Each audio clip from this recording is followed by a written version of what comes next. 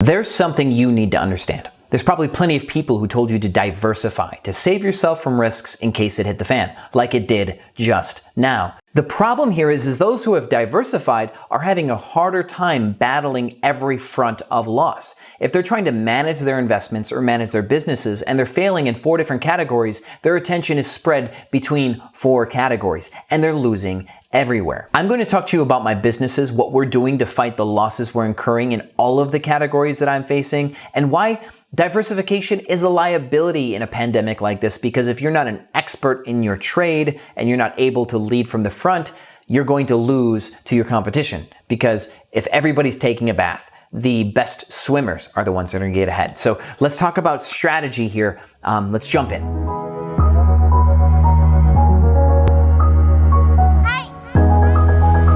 Welcome back, Airbnb family. So call back to a different video that I did that talked about this. But the point here is that diversification is a myth. And diversification is not the name of the game right now. If you were diversified and you had money, let's say in agriculture and in oil and in short-term rentals and in the stock market, right? Well, oil took a bloodbath because the Saudis are in a price war with Russia. The stock market just took a bath because everything just dropped because coronavirus scare and the oil price thing, right? Short-term rentals, travel, hospitality, that just took a dump too. Now, agriculture, I don't know. Maybe agriculture's up. That'd be really cool. But I think farmers needed a bailout too right now. So kind of fun. And aviation, like I think Southwest just got a $14 billion government bailout because everybody's getting killed.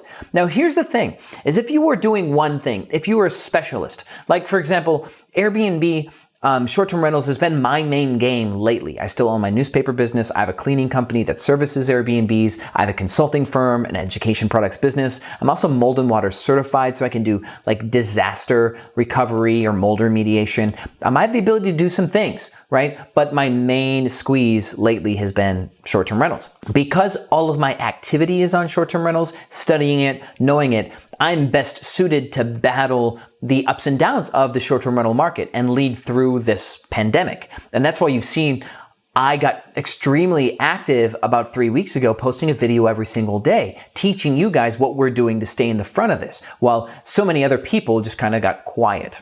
And that's the way the world is working. Now, those people who don't have the energy to give what it takes to stay in business will go out of business. And there's been comments, actually I just saw today on my YouTube channel, where somebody's like, it's just too much work to lower your prices and then try to get full. I'd rather just stay empty for 24 months than to have to deal with troublesome guests or lowering my rates.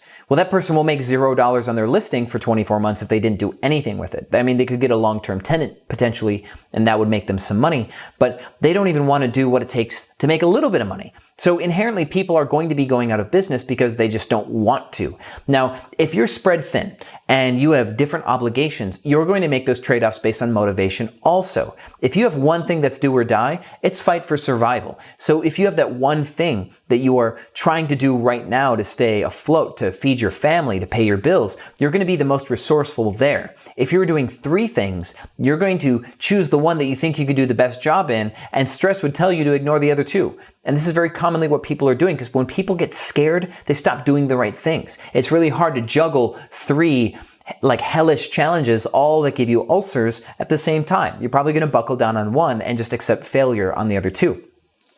My media company suffered kind of like this stepchild syndrome.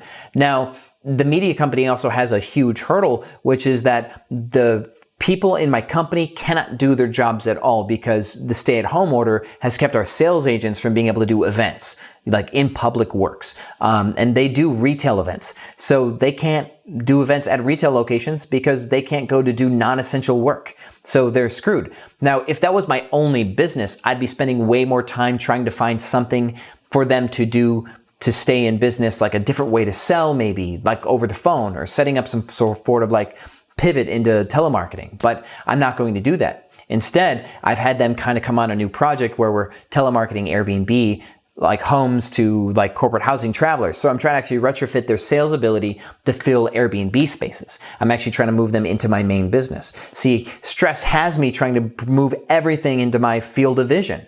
And my field of vision has been squarely on the short-term rental market. So everybody under my management, I'm trying to move them into the same pillar so I can manage them more effectively, because that wider scope of control makes it tough for you to like effectively lead people. And that's a strong example of why having too many irons in the fire in this type of situation is bad. So if you only have one thing that you're in, and you got your butt kicked. My point is, everybody else got their butt kicked. But you're probably better suited to survive if you're just focusing on one thing. So be happy that you're only doing one thing, but just make sure you do it well. And if you have multiple things that you're doing, try your best to block off time. Do what's called a strategic stop. There's a book that I've been recommending on this channel for a long time. It's Critical Business Skills of Success by the Great Courses. And it is on Audible. You can get it for free with a credit. So the book's normally $50. A lot of books are $14 to $25, but this one's like a $50 book. You can still get it with a credit. So if you sign up for Audible and get a free credit, you get a $50 book. That's like the best thing ever. A strategic stop is where you take 15 minutes and you just decompress and clear your mind like halfway through the day. A lot of CEOs or executives will use the strategic stop twice a day. They'll do it right before they start working in the morning, and then they'll do it like post-lunch to make sure that they haven't gotten off track. But a strategic stop is great for switching gears. Let's say one of your businesses, like mine, is sales heavy. Another business is operations or customer service heavy, like the short-term rental business. Or like you have different tiers of work that you have to do, like accounting, research, sales. And if you need to switch gears and your brain has a hard time switching gears, the strategic stop will allow you to like remove everything from your mentality, from your mind, clear your head, de-stress, decompress, and then reintroduce only what you really need to focus on. That'll help you in switching gears. It works for me, I recommend it for you. Let's say hypothetically that the one or many things that you've been working on all have come to a complete standstill and there's no way around it. You are just stuck waiting for the world to change so that way you can get back to work. Well, if you have forced downtime, right now is a time to focus on self-improvement. You should be reading, you should be learning new skills. You should be trying to find something obscure that you've been passionate or curious about and go focus on learning that, because at the end of a month or two, if you can really dive deep and learn to program to any real level of degree or learn a new language or learn about accounting or engineering or just anything that you think you have a passion for, if you have expertise in multiple areas, you can connect those two dots. It's the strangest thing. But if you think about like cell phones or Tesla and their electronic cars or short-term rentals like Airbnb, all these businesses found a dot in between two dots. See, Airbnb is an on-demand technology that is taking advantage of the hospitality travel space. So if you know a lot about running hotels or travel accommodations, and then you knew a lot about software, you were able to create a software that services the travel economy and created a new, like a brand new blue ocean business. Tesla is all about electric cars, like non-fuel, like sustainable vehicles. And now they also want to be the world's leading provider of biodefense vehicles also, according to an article. When you take a unique raw approach to two separate topics and you can find a unique space in between those two topics, you can find a new industry, a new market, a new niche, something that it has no competition.